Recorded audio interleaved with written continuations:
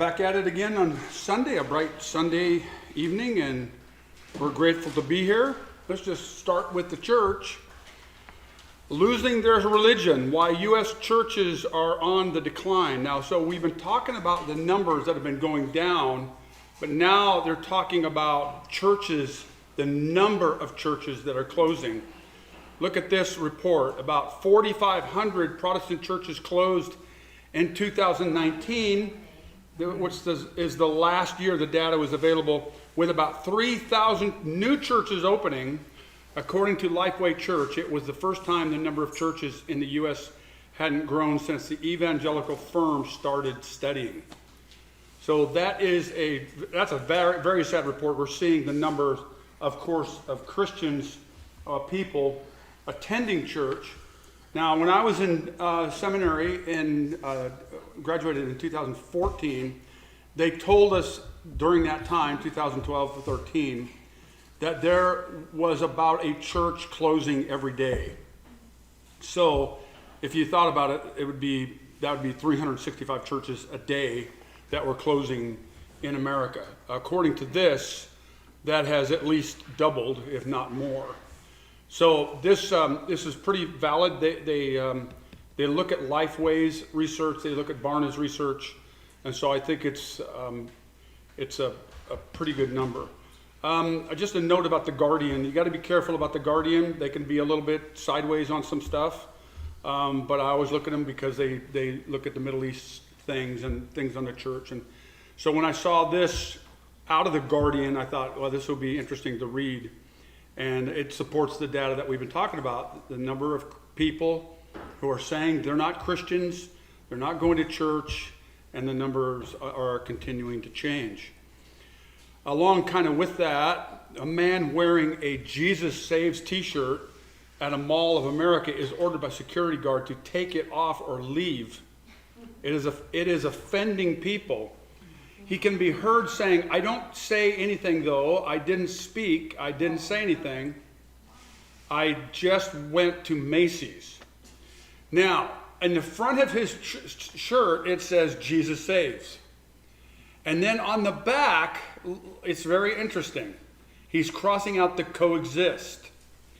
I honestly think this is probably, and is the only way. I think this is really the part that gets people.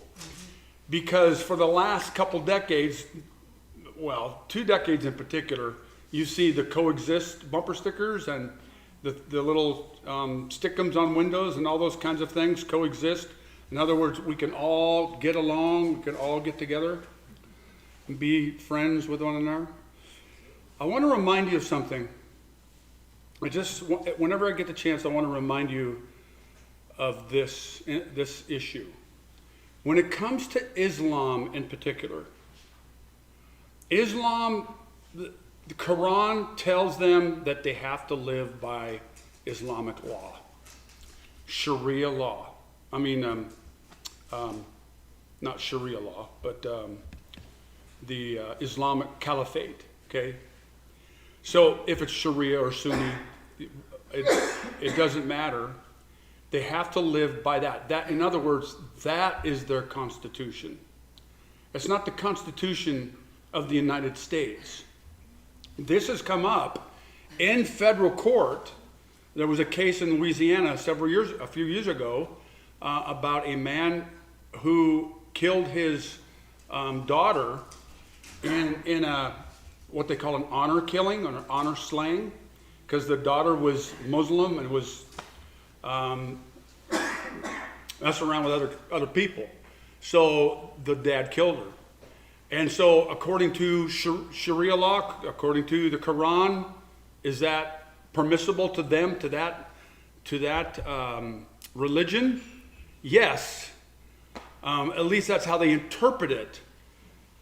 Their constitution doesn't leave any room for that, and neither does our law.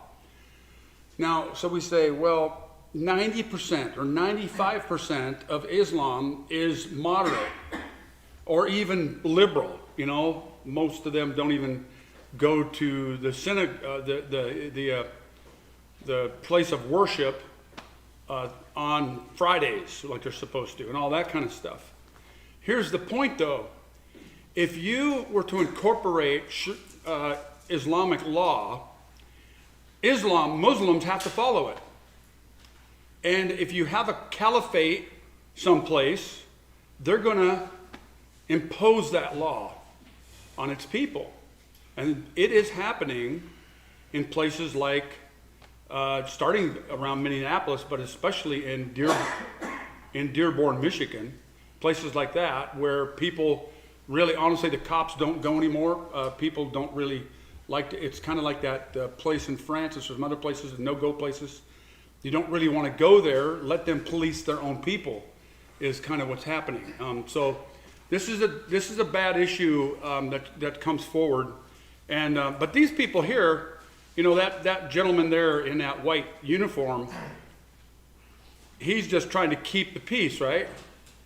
Keep the peace. So Jesus is the only way. Doesn't bring peace, does it? Doesn't it bring a sword? Brings a division. And it does. Now, it shouldn't bring violence on our part, but it brings division. And we can't have that, according to them. So that is the problem. Along with religion, I found this interesting. A rise in middle-aged white deaths of despair may be fueled by a loss of religion, a new research paper argues. And I haven't looked into this a whole lot, but this just caught me. Market Watch is fairly decent. But look at the mortality rate. About 1992, 93, it started leveling off and then going up significantly in 98, 99, the death rate. And now, think about the closing of the churches, people not going to church anymore, all that kind of stuff kind of coincides with this. That's what this article is saying. The researchers looked at the repeal of blue laws, which limited commerce, typically on Sunday mornings. These laws have been shown to be strongly related to religious practice, creating discrete changes in incentives to attend religious services that are plausibly unrelated to other drivers of religiosity. The repeal of the blue laws had a 5 to 10 percentage point impact on weekly attendance of religious services, accounting for a reasonably large share of the initial rise in the deaths of despair. What's also interesting is that the impact seems to be driven by actual formal religious participation rather than belief or personal activities like prayer. In other words, did you go to church? Which we've seen the numbers are way down. These results underscore the importance of cultural institutions. So they're going cultural institutions such as religious establishments in promoting well-being. The decline in religiosity matches mortality trends in all these characteristics. The authors also pushed back on opioid theory. They said Oxycontin was first introduced as a prescription drug in 1996, yet already by then, deaths of despair for a middle-aged white Americans were well above trend. So the drug scene, I think, did cause this. Of course, we go back to the 50s and 60s when the culture really took a huge change. But the introduction of Oxycontin and these opioids has just destroyed our culture. So when I look at this, and you look at the trends and the years that are happening, you tend to see convergence of things. Again, the idea of convergence, where the religiosity, the churches close on, or not close, but sports and stuff on Sundays, culture changes on Sundays, people stop going to church, drug addiction picks up, sports picks up, the woke society picks up, all that kind of stuff just happens. It's kind of like more of a domino effect, if you will. It's really interesting. Flood watch covers nearly all of California amid severe storms, just keeps on going there. I think it's coming pretty much to an end. But this is still breaking. The Monterey Park killings last night and today. Just now saw a report that they have a van stopped somewhere. And so hopefully they got this guy. They're only saying one, but I think 10 10 dead and 16 or something like that wounded. So another violent attack by guns and another gun issue. So now, who are we being led by? Who is leading us? John Kerry. Now, for all of us who've been keeping up with John Kerry and the Bidens and all these people, all you got to do is basically say the name, and you know what you're getting yourself into. But this takes the cake for me. Well, until the next time I see his face. When you start to think about it, he says, it's pretty extraordinary that we, select group of human beings, because of whatever touched us at some point in our lives, or who touched you, I would say, are able to sit in a room and come together and actually talk about saving the planet. How arrogant is this guy? I mean, it's so almost extraterrestrial. Now that explains stuff. There may be an alien here. I mean, it's so almost extraterrestrial to think about saving the planet. If you say that to most people think you're just a crazy tree-hugging, lefty liberal, do-gooder, or whatever, and there's no relationship, but really, that's where we are. Look at the last statement. That's where we are. This guy is as arrogant as can be. This is why Jesus is coming back. This is why we had the sermon this morning about the day of the Lord. This is why it has to happen. Because there's nothing waking these kind of people up. They think they can save the planet. They think they can save the planet? Enough of that. I couldn't help it.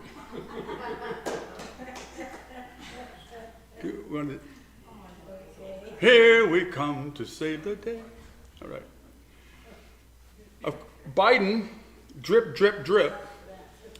So is this at least the third time that they found documents? Who's finding the documents? Now this last time was the FBI.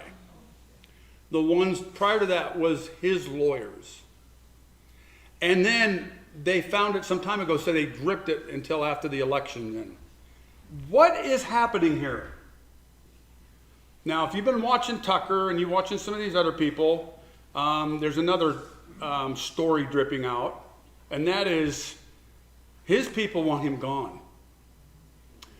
And we've mentioned this, we've mentioned this, and I'm beginning to buy into that. That may be, I don't think that's conspiracy theory. I think that's becoming a reality. It just looks that way. This is too weird. This is too weird. Now, they're finding documents from the time that he was the vice president. They're finding documents from the time that he was in the Senate. You know how long he's been in the Senate? Almost 2/3 or more of my age. And that's saying a lot. This is a very strange scenario. Now, I want to remind you, we say, okay, let them have it. Let them eat their own. We would say that, right? But I want to remind you what happens if he's out before 2024. We have somebody in there that is scary. She is scary.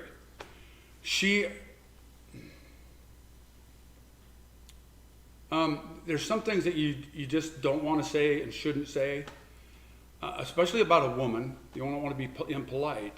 However, she is ignorant of geopolitics. She does not know history and doesn't care. She doesn't know how nations are supposed to interact.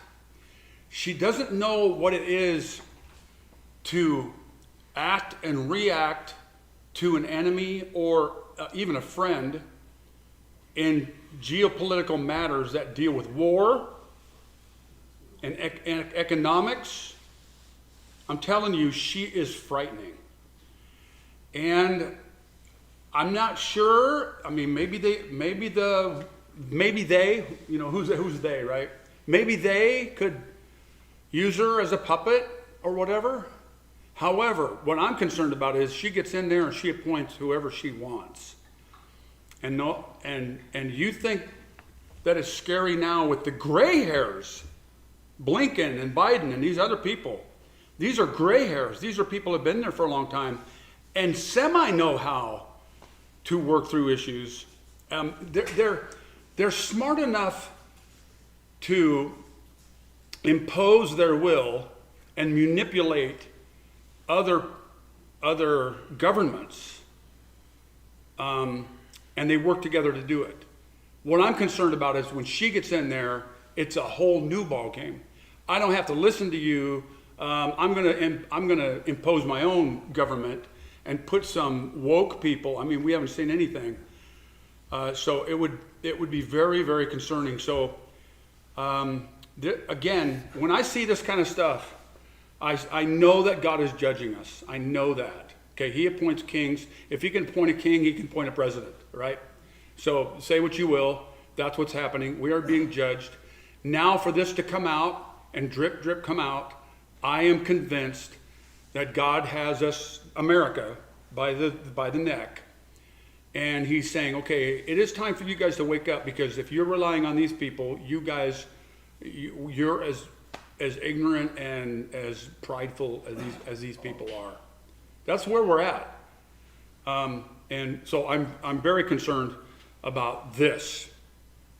On top of that, we have this gentleman who needs to come up every once in a while, and we need to bring him up every once in a while. This is a well-known pastor, and some other pastors were interviewed concerning Trump, and they said, this person, Evan, said, we had to close our mouths and eyes when he said things that horrified us. Evans told the newspaper, I cannot do that, the word is, anymore. Now, the stats still have, or the polls still have him ahead. If he was to run in the Republican Party, he would win. Again, we're going to play this out. But the church some of the church is waking up to this issue. Again, we'll see this and we'll keep this stuff on the scope. You have somebody who, I want to remind you, Hillary Clinton had stuff on her computer, and I say that because I'm in with the conservatives. We wanted her, what did he used to say? And it just came to my mind. Lock her up. Lock her up. We wanted her locked up, right? If Trump has broken laws here, what do you want to do with him? I'll leave that to you. Some people say slap his hand, What about Biden now? Well, they say, oh, his is more egregious. It's been more over decades, and now we've got him in 3 places. And oh, by the way, he's linked up with the Chinese and at Penn, in Pennsylvania there. Is it Penn University or Penn, something like that? Anyway, so no, there's one more. No, it's not one over the other. It's the law. I want to remind you, when I was in the Air Force, I had a top secret, if I took a top secret or even a secret or even a classified home, and I'm not talking about classified ads, I'd have been in trouble. I had a secret clearance, and they would have pulled it, and they would have took at least a stripe.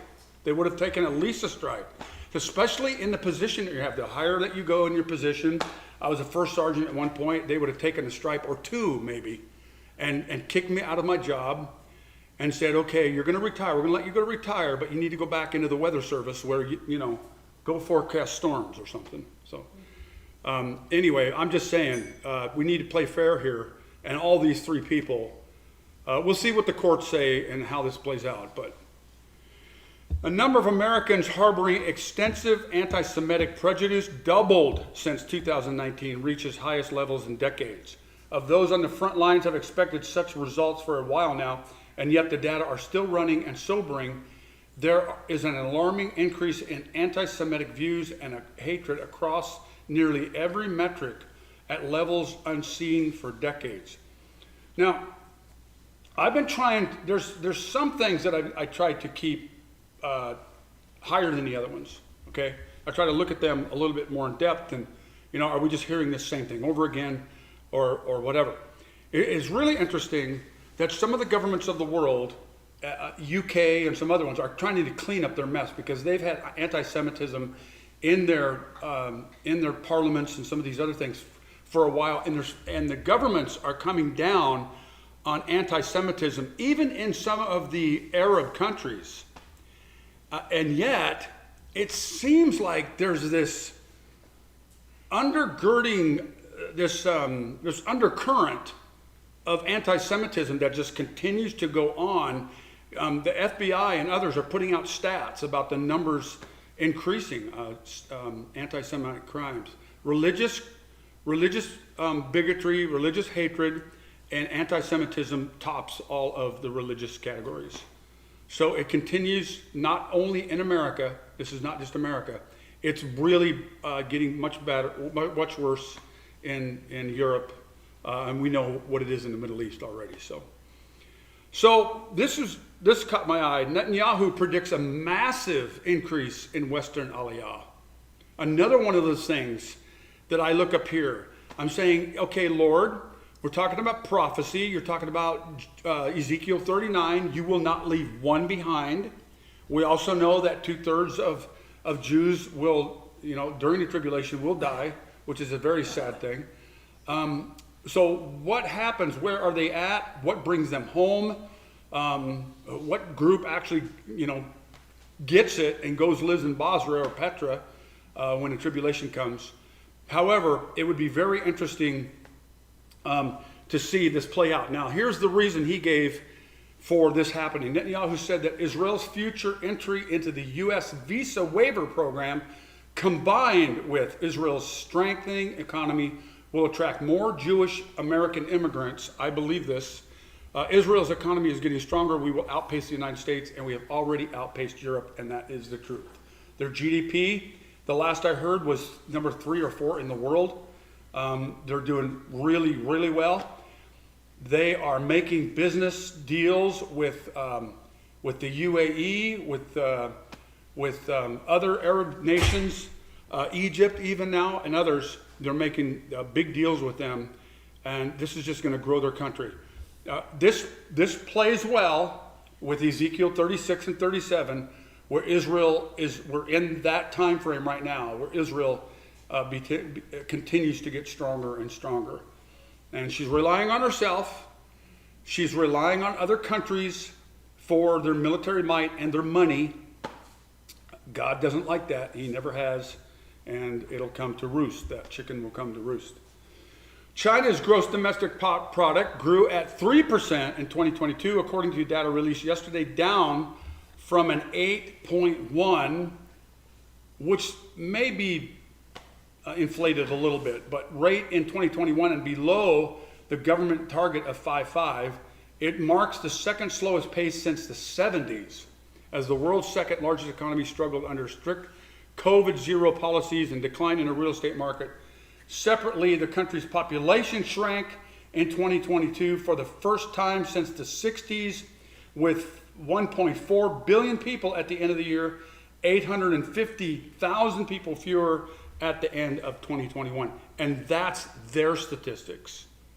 And other people are saying, and it's interesting because Zion really is the first one that's brought this out in public. But there's so many articles right now about China's population that people are talking about. And is this the demise of China and all this other stuff? And it's just very interesting. The reason this is important to us, because it does affect our economy and those kind of things. However, it also affects what and why they're going to do things in the future, in the near future. They have to make steps now for certain reasons. And so we just keep this on the block. Now, concerning China, this is from Caspian Report. Okay, so I want to give credit. I don't know if you've ever watched his stuff. Sivan, he's not a Christian, but I would watch him second to him and Peter, actually, Peter Zion. This guy's really good. He does his own art, and he's really good. You should watch his stuff. Look at the northern corridor. That's called the yellow up north. That's called the northern corridor. All right, and it's similar to the Silk Road, and those kind of things, where they transport everything west on railway and roads. Railway is number one, because roads are just hard to upkeep. They're a lot slower. You have to go through towns and all this other stuff. Rail is the cheapest way, the fastest way, and you can go through anything. All you got to do is go over mountains or cut through them. But anyway, I mean, it's a big deal. However, it's still a very, very, very long way. So this new Silk Road idea, and I'm using Silk Road. It's got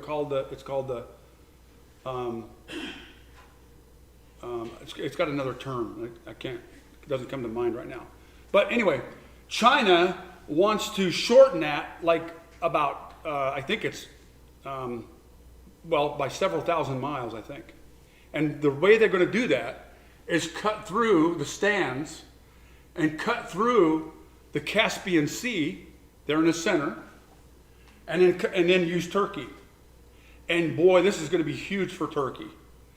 And they're already doing pipelines across there. They're able to make a bridge actually across the Caspian Sea. However, Russia has a say in that, according to the treaties. And so what he was saying, Savan is saying, they probably won't have those bridges because Russia will not give in to that problem, most likely. Because it's already taken way too much economy out of the north. So anyway, that's what's happening. So you're talking railways, you're talking ships, you're talking ports, you're talking oil and gas lines, kind of following the same route. It's going to be cheaper. It's going to be very, very expensive to build, but cheaper in the long run, and it's going to really prop up the economies of these southern regions. Now, using the middle corridor, Russia's war in Ukraine has accelerated this trend. That's what Savan is saying. He's saying that Russia started this war, people are less likely to want to go through Russia, and especially Ukraine. So let's go south. In fact, let's pour some money into the southern region and help them build this, okay? So this is what it looks like in Turkey. Look at the ports that are being built. $870 million port up north there. We used to call that Sinop. Sinop is up there, near up there. Istanbul there. China has a 2/3, this should pique your interest, China has a 2/3 stake in the port there at Istanbul. A $1.2 billion port upgrade at Izmir, and a $3.8 billion upgrade in Mersin. And I lived at Izmir and near Mersin on the southern side there. And they are huge ports. And of course, that's why Turkey loves this, because now they come down here where that blue line is, and they start drilling for gas, getting their oil. This is going to be a huge deal for Turkey economically. So we'll see how this plays out going forward. There's the proposed gas and oil lines going through the Black Sea, and it's going to, what it's also going to do, you remember Azerbaijan and Armenia are fighting, but this is going to tie them together. It's going to connect Turkey with Russia and these two other countries. Iran is being left out of this. They hate it. They want part of Armenia because they think it's theirs. So, Azerbaijan. So anyway, that's what Savan, his latest report is, and you can go watch that whole thing. It's pretty good. Now, I was going to bring this. I forgot, Sonia. We have this knot. It's about that big, and we call it, it's a nautical knot.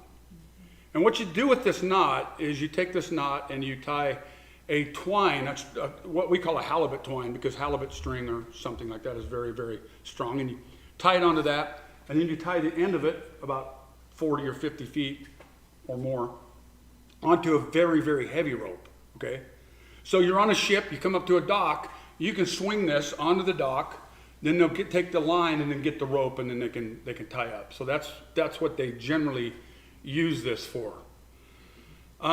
It's about, the one we have is about that big. It's pretty big. I'm going to bring it. I forgot to bring it. Anyway, when you're looking at this, you look at that and you go, how did they tie that? It's a loop on the other side. It's a loop. So I didn't research it. I'm sure you can find directions on how to tie it. What are we going to... So I was looking up Gordian knot the other day, and I came across this picture. And I said, hey, Sonia, we have one of these. That's what they showed as a Gordian knot. It's not a Gordian knot. Remember, the Gordian knot is the Greek knot in Turkey and Greece that Alexander cut, probably cut with a sword. We're thinking, but we're not sure how he untied it. But he was the one that untied it. And there's some myth with that knot, but the knot was real. The ox wagon in the middle of the city with a knot, and the idea was whoever can untie that knot can be our king. And Alexander came in there, and the idea was there was two things, and I remember one of them, he whacked it with a sword, which seems pretty easy to do. But anyway, the Gordian knot, and I bring that up because reminding you, the Gordian knot is still with Turkey. It is still in Turkey, where it was before, the whole myth idea, the whole Alexander thing, where it started, that this thing has to be untied for Ezekiel 38 to take place. It has to be. It's a prophecy that they become friends and that they come through Syria. Now, they either come through Syria en masse because they just run over her, or they take Syria over and use it as a staging ground, and I believe that's what's happening. That's what it looks like. It doesn't take a rocket scientist to say that's what's happening. That is what is happening right now. We will see how this plays out. So again, Turkey and Russia are enemies. Now they're friends. Iran and Turkey, Sunni and Shia, you couldn't get any further apart. Now they're friendly and becoming friendlier. Syria hates Turkey. That has to be untied. Turkey hated Libya. Turkey hated Egypt. That thing has to be untied. Russia, all this in Libya. Sudan, the whole thing. But it all really, to me, starts in Syria, the staging ground for Russia coming south. Watch this latest one. Iran's foreign minister is in Damascus. Now, he's done this before. Why it matters.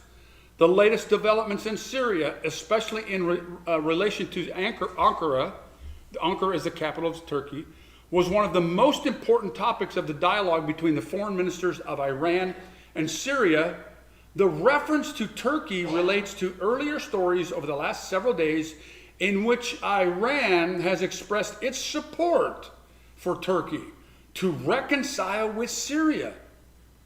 Now listen, you're in high school. We're immature in high school, right? Especially, let's do junior high, because we're worse than junior high, right? We're a lot worse than junior high. So we're in junior high, and I have a buddy and a friend, and he's my friend, and he's nobody else's friend, right? And then somebody comes up, and they want to be our friends, and say, you kind of eye him and go, well, okay, who are you, and whatever. And then you find out, well, he's something that did something over here, so now you don't like him. So you say, no, you can't be my friend of my friend. You can't be a friend of my friend, and you definitely can't be my friend. That's kind of what's happening here. And yet, some big bully comes on the playground, right? And he says, we're all going to be friends. We're all going to get along.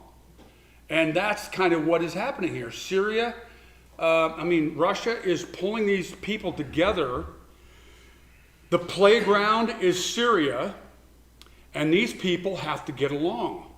Now, what they have is, like if you're on a playground, almost like a prison probably. If you look like a prison and you're on the grounds of prison and you got these groups over here and you look over on the bench and there's some people sitting on the bench. And those are the mean guys. They're the ones that whip up on everybody. So you go, okay, tell you what, we need to come together because those guys, I'm tired of him taking my cigarettes. Now, I don't smoke, okay, so... But that's what happens in prison, or those kinds of things. Or a playground. He takes my chips. You've seen it. I'm tired of him taking my chips. And so we had a guy, it's interesting. We had a guy come in. He set back a grade, Scott McGordy. And he came back and he came into my grade. And he was a fullback for the football team, really good.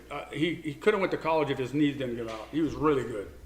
And he was tough, but he was likable. And I was a loner. Nobody, I was a loner. And he kind of buddied up with me. He kind of became my friend. So I was like, yeah, I didn't walk around like that. No, I'm just saying, that's the kind of friends you kind of want. Like, yeah, hey, talk to Duck. His name is Duck. Talk to Duck. That wasn't his name, it was his nickname. But so that's kind of what's happening here. Junior high stuff, but they're playing for keeps. And I want to remind you that in Ezekiel 38, 39, they turn on each other. They will turn on each other. But right now, they hate America. They hate the guy on the bench. They hate America. They hate Germany. They don't, they liked Germany one time because Germany was buying their gas and doing all this other stuff. But now, they're rotten to the core. So now what do? We got to, so we got to go against them. That's what's happening here. So speaking of Germany, speaking of the EU and NATO, they had a vote the other day, and they recognized Fine Revolutionary Guard as terrorist group. Now, how long did that take? Remember, Trump took out Soleimani several years ago now. This stuff's been happening for quite a while, and they're just now getting around to this, which is pretty much ridiculous. But remember, this is all political. As an aside, associated with the Syrian regime, Russia and Syria have deployed a Panzer S-1 and a Buk M2E air defense systems in Al-Jarrah military field in eastern Aleppo. So that's up in the northwestern section of Syria to deal with Israeli attacks in Aleppo region.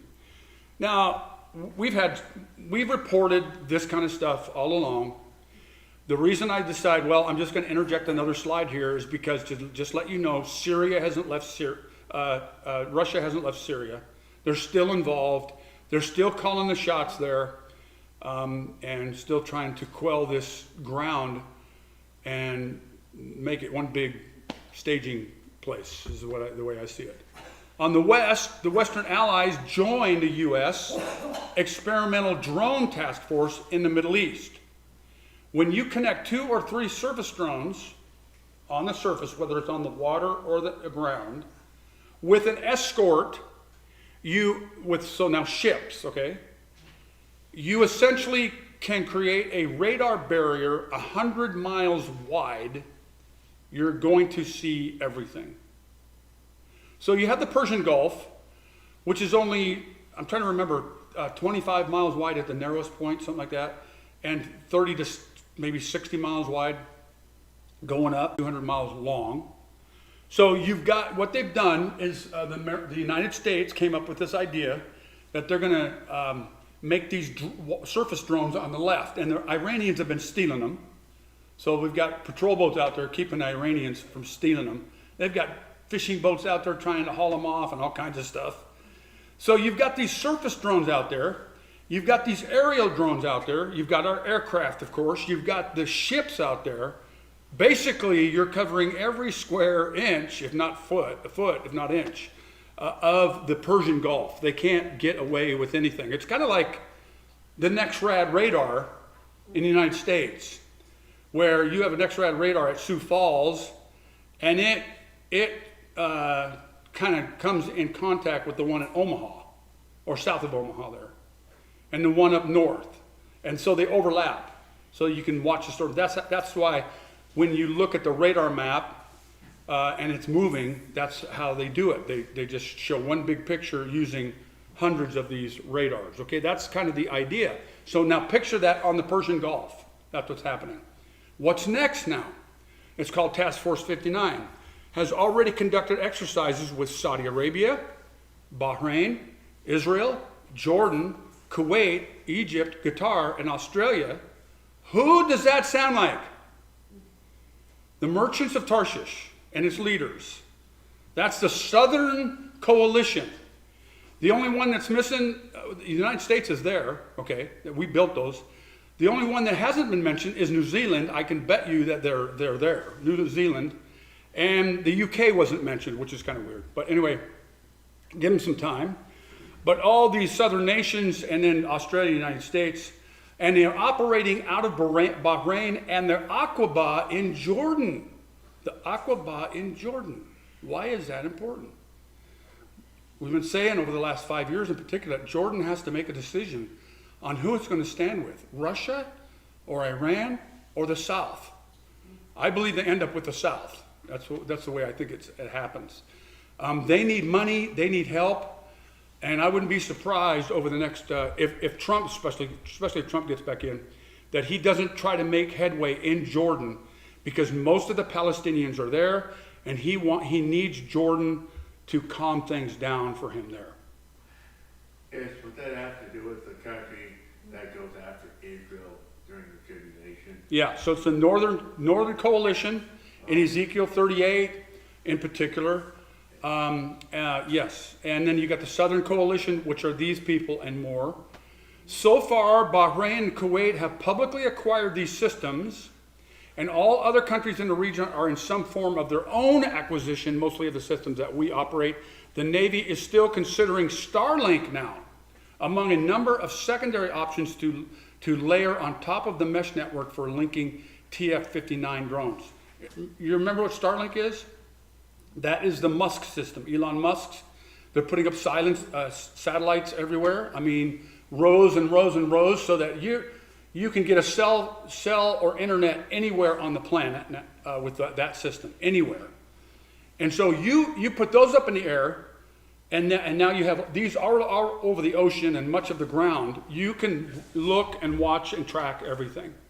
And so that's kind of what's happening here. James. This is going to be quick. I was going to say, for some reason, don't ask me, I picture about 4 or 5 countries that have to do with what I just mentioned a second ago, Hawaii.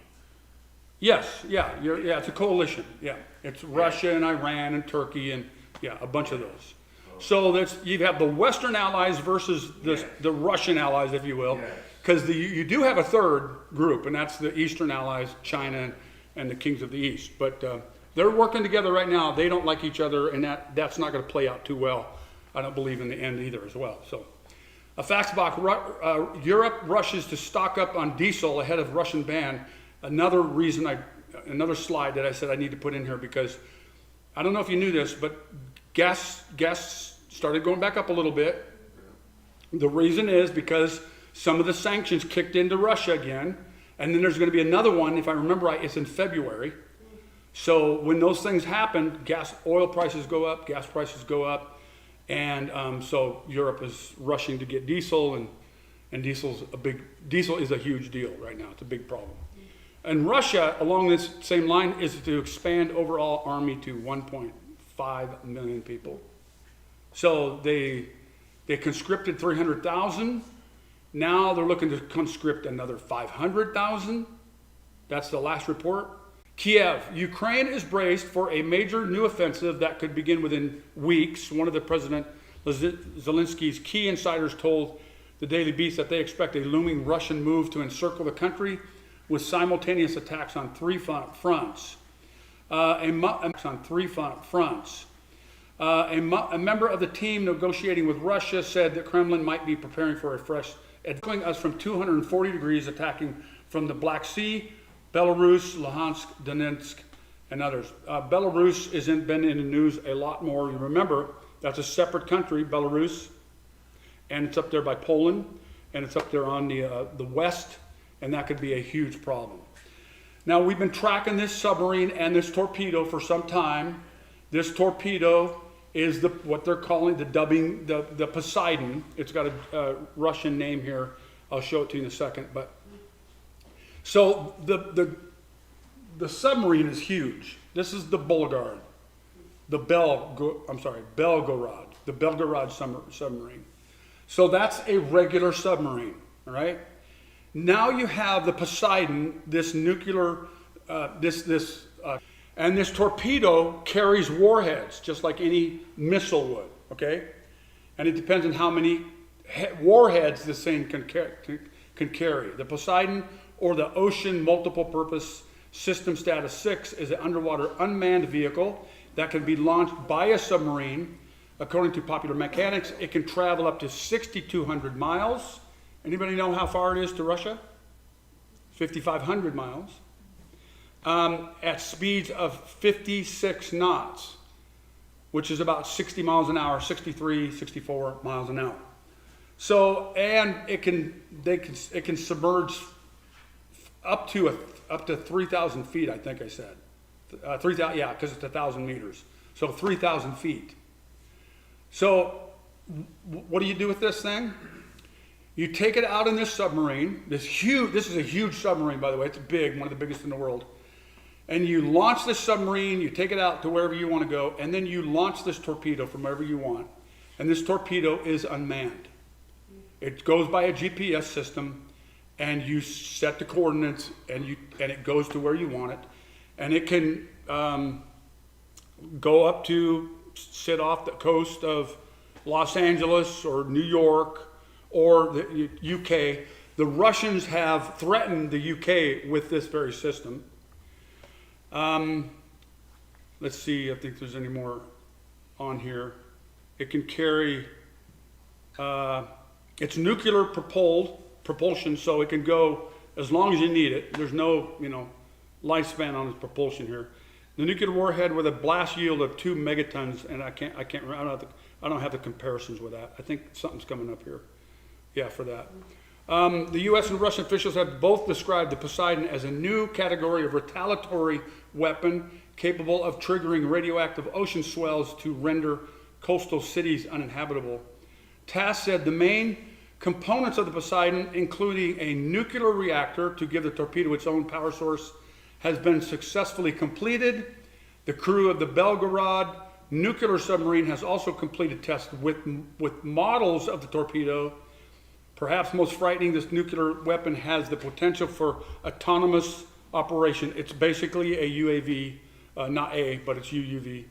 A fully operational, and this Russian name is the Canyon, so we call it Poseidon, but it's the Canyon, would have an incredible strategic impact. It is in an article, as a new delivery platform, it is not covered by current nuclear arms treaties. So that's where they stand with this.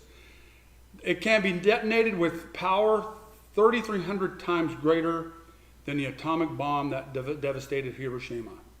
Reportedly, this weapon is designed to trigger a radioactive tsunami. We already talked about that. So this is a massive issue.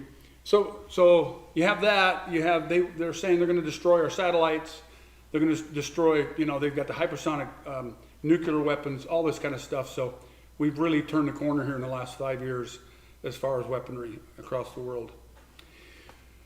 So I thought this was interesting, and Joe, again, should be up here talking about this, Pastor Mason, but what brought about the victory in World War II was an overwhelmingly military force, and I'm not sure I would say overwhelmingly, it took some time to get there, against the aggressor powers of fascism.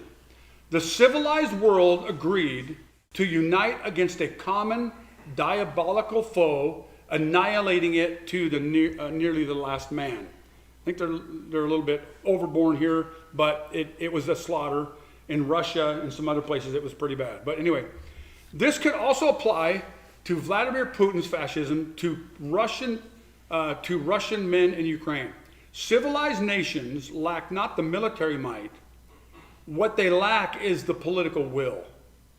They lack what the world possessed in 1939, the foreknowledge that only all-consuming force could exterminate evil, and that only action in unison could succeed. Quite unlike 39 to 45, this bloody, stupid, insane Russia-Ukraine war could be over in 2 weeks, if only. Now, I'm not sure if all that's true, but here's the point. Here's the point of this article. And here's the point of what some people are saying, like people in our government, like especially the UK and Poland. They want people to come together and crush Russia like we did to the Germans. That's what they want to do. They want us all in. So, having said that, here we are. This is the latest.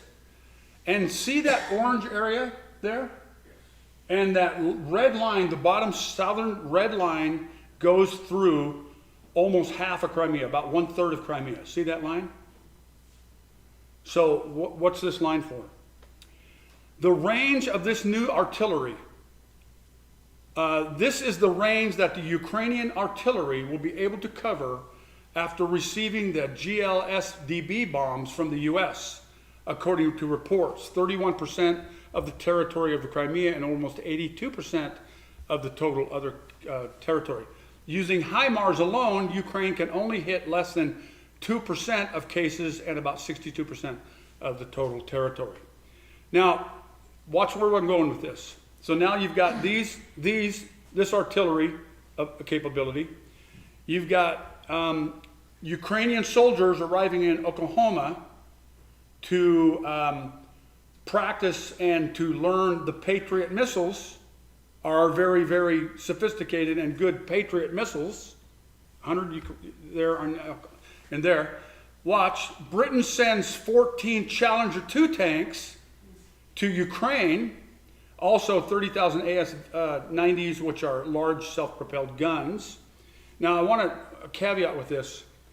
These Challenger 2 tanks are pretty much the size of our Bradleys, pretty much the size, I think they're a little bit smaller than our Bradleys, and also our, our Abrams tank, and the Leopards, the German Leopards. So the UK is saying we're giving them 14 new tanks. Okay, watch. There's the Leopard tank, the German tank, and Poland and some other nation, I can't remember who it is now, said we want to give them our German tanks that we got from Germany. We want to give them to Ukraine, or some of them anyway. Germany's saying no, you can't. So Germany's holding this up. And so what does this mean? That at some point, let me back up here a second. When you send this tank, you have to send semi-loads of artillery, of support gear. This has to arrive probably on rail. These are very, very, very heavy. Petraeus, I was listening to him the other day, and Keene said the same thing, that these are ultra heavy. Right now they'd be okay because the ground's frozen. In the spring, it's going to be a disaster. So it's going to be really interesting to see what happens, but Zelensky wants these tanks, and he wants the Leopards, the Challengers, and our Abrams. We're not sure he's going to get them, but if they go in with these, the Russians are saying, okay, you know, that's just another level that we're taking this war to. So it's a big, huge problem. Now, why is this happening? Why is these things happening? Well, we're going to get to that. We're going to get to why this is happening. But we want to start spending a little bit of time at the end either answering questions or filling in some blanks, okay? So, anybody have any thoughts? What did you think about the World War II statements? They're a little over the top, probably. Yeah. But the idea, especially when Russia got involved with the West? It was a near-run thing. I don't, we didn't crush it with overwhelming force. Yeah. I would Yeah. agree with a lot of them that it was a close run victory. I mean, everybody thought the Nazis had a very good chance of winning, and they probably did, and probably would have if Hitler himself hadn't intervened, diverted some of the forces going to Russia. He actually intervened a couple times that almost sealed the fate, or probably did seal the fate of Germany. Yeah. At D-Day, he held the Panzers back Yep. to let the bombers. If he'd sent them in, we probably would have got pushed into the ocean. If he hadn't intervened with the military and not allowing them to follow their plan into Russia, that probably killed them going into Russia. They had some more sophisticated equipment than we did, right? They did, and they had it up front. Yeah. They had it up front. We started to overtake them toward the end of the war. So by diverting those things, Hitler kind of lost an advantage that he had initially. Because he took control from the commanders, right? Yes. Yeah. And diverted things against their advice. Made some stupid. And probably shot himself in the foot, basically. Yeah. In all of that. If he hadn't given in to the Italians and got into North Africa, that diverted a large amount of his troops away from his plan. If he would have focused on England. If he had not declared war on America, Right. We had declared war in Japan, but if he had not declared war in America, it might have been more difficult for us to get troops over here. That's right. Because Churchill wanted Roosevelt to get involved right away, and he wouldn't do it. But once that happened, it was the done deal. So Yeah. there's a lot of, Yeah. I think it was very close from thing. Yeah. James. I remember Dad and I were talking about Hitler, years and years ago, I was probably a teenager. Excuse me, and two things I remember. One, Hitler hated Jews so bad that he killed 6 million. And second of all, I heard that he knew when he actually died that the U.S. troops were after him. And he knew there was no way out. He told his men to roll himself up in a carpet and burn. Yeah. Yeah. Probably he committed suicide. And Yeah. yeah. So, yep. He was. Yeah. And I think the other thing to consider is Yeah. up until World War I especially, people recovered and bounced back from wars pretty good. At least the governments did. The peasants suffered, whatever. Yeah. After World War I, people were a little more hesitant because they lost kind of a generation of young men. So they were hesitant going into World War II because they lost a lot of people. Yeah. And then after World War II and the bombs, see, that was unprecedented. Yeah. Now everybody's afraid not only can it be more difficult to recover from war, but an atomic war can make it impossible to reoccupy like they're talking about. To Yeah. reoccupy cities, to reoccupy territory. Yeah. So people are way, way, way more hesitant now Yeah. to do what they could, because they're very, very afraid of nuclear. Yeah. Not just the nuclear war, but the aftermath. Right.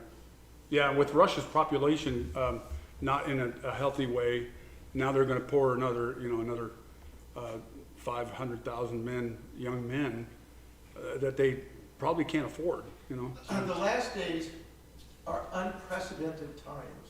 Yeah. These last days we've never had these weapons. We've never had this Yeah. a global media Yeah. connection where we can see things in real Yeah. time. We've never had, we still got the same crazies in office. We've never had these tools of destruction and communication on this Yeah. level in the whole history of mankind. Yeah.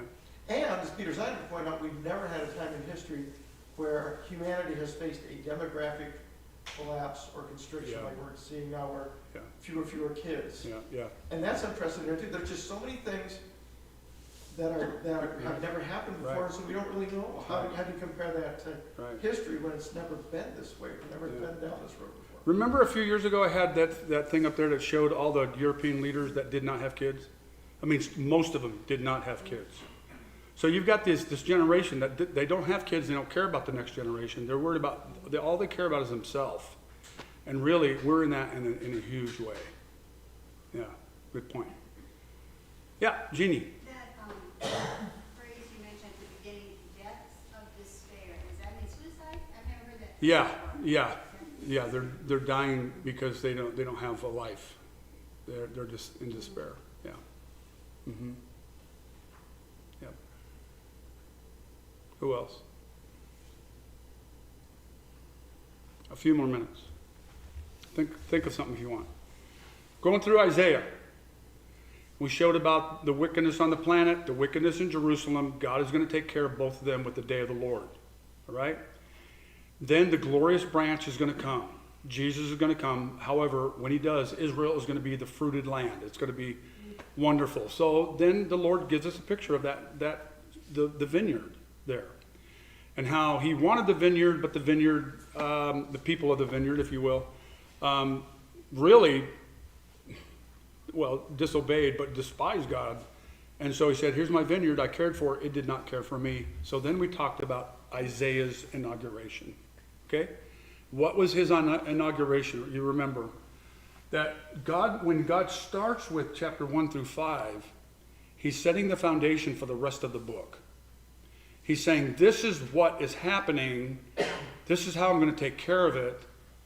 Now let me show you some details. We're going to go into some details. So, because people, we read Isaiah and we go, well, okay, I see the bad stuff, but now we get into chapter 7. We're going to get into chapter 7. And we see Syria and Assyria, and now we go back to the times of Ahaz the king. Who cares, right? But see, we need to care. Watch this. So this is toward the end. This is the second half of chapter 6.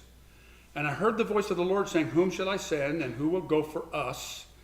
Then I said, and this should be us, here I am, send me. And he said, go and say to the people, keep on hearing, but do not understand. Keep on seeing, but do not perceive. This sounds mean, but we'll get there. Make the heart of this people dull, and their eyes and their ears heavy, and blind their eyes, lest they see with their eyes and hear with their ears and understand with their hearts and turn and be healed. In other words, go tell them, but it's going to harden their heart, just like Pharaoh in a lot of ways. What you're going to tell them, what you're going to do, be prepared. It's not going to work. Now, do we stop evangelizing? Do we stop going?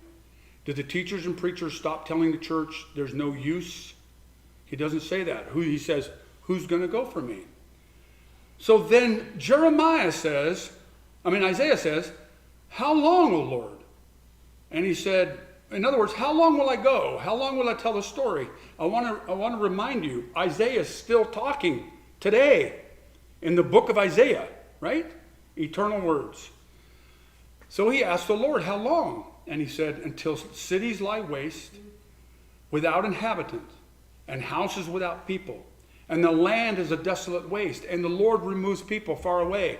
And the the forsaken places are many in the midst of the land. And though a tent remain in it, it will be burned again. Like a tabernacle or an oak whose stump remains. When it is felled, the holy seed is its stump. Israel even will rise and fall again. Now look, in the year that King Uzziah died, I saw the Lord sitting upon a throne high and lifted up.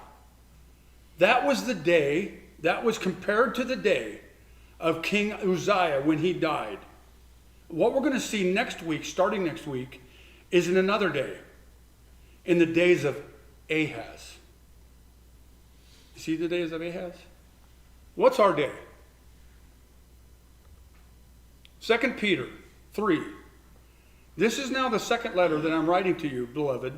In both of them I am stirring up your sincere mind by way of reminder, that you should remember the predictions of the holy prophets and the commandment of the Lord and the Savior through your apostles, knowing this first of all, that scoffers will come in the last days with scoffing, following their own sinful desires. They will say, where is the promise of his coming? For ever since the fathers, Isaiah, fell asleep, all things are continued as they were from the beginning of creation, for they deliberately overlooked this fact that the heavens existed long ago, and the earth was formed out of water and through water by the word of God, and that by means of these the world that existed then was deluged with water and perished, but by the same word the heavens and earth that now exist are stored up for fire, being kept until the day of judgment and the destruction of the ungodly. But the day of the Lord will come like a thief, and then the heavens will pass away with a roar, and the heavenly bodies will be burned up and dissolved, and the earth and the works that are done on it will be exposed. When Paul's talking in 2 Peter chapter 3, in 2 Timothy, he's saying the same thing, that in the latter days, this is what it's going to look like, and this is what it looks like. So from here on, we want to start going through Isaiah a little bit and watch what God does with some typologies and some help there for them to understand what it's going to look like for them. And we'll pick up on some history and some prophecy as we go. Anything else before we dismiss? Let's pray. Well, Lord, you've promised for us to be able to see the times coming. You did not tell us when the hour would be. You did not tell us when you would come, but you gave us signs of your coming. And so we see those signs. Very peculiar in our time. Very sad in our time. Lord, please be with us. Encourage us. And help us, Lord God, as we go forward. To know these things and to encourage others, Lord God. And yes, they have to know the good news. but then that's followed up, they have to know the bad news, but then it's followed up with the good news. And so we thank you that we have that good news, and we'll give it to them by your Spirit and the opportunity that you give us. We pray this in your holy name. Amen. One last thing. I was in a store yesterday. I was going to the dollar store to get some chocolate bars because they're like $3 in someplace else. So you're supposed to smile. I was going through and I got my chocolate bars and I headed for this really long line because they didn't have self-checkout. And I got behind an older lady, and she's from South Dakota here. She's a farmer, and she makes potato salad, thank you. And she has to buy eggs. Well, eggs, really expensive. So she's getting her eggs from a friend for $3 a dozen, or she's thinking that's a great deal, and it is. And she started talking about the signs of the times. And how things have just turned in her lifetime. She's a little older than I think I am. And what the changes are. And we started kind of going back and forth. And then some other people started coming in. See, look for those opportunities, because you know what? We've been kind of dillying along for the last 40, 50, 60 years here in the United States, and it's been a great life. But the Lord doesn't like that. He doesn't want us to dilly. He wants things to stir up. Sometimes he wants to stir things up himself so that people will talk about him. And then he's got 2 books of remembrance, those who didn't talk about him and those who do. Speak about him. Amen.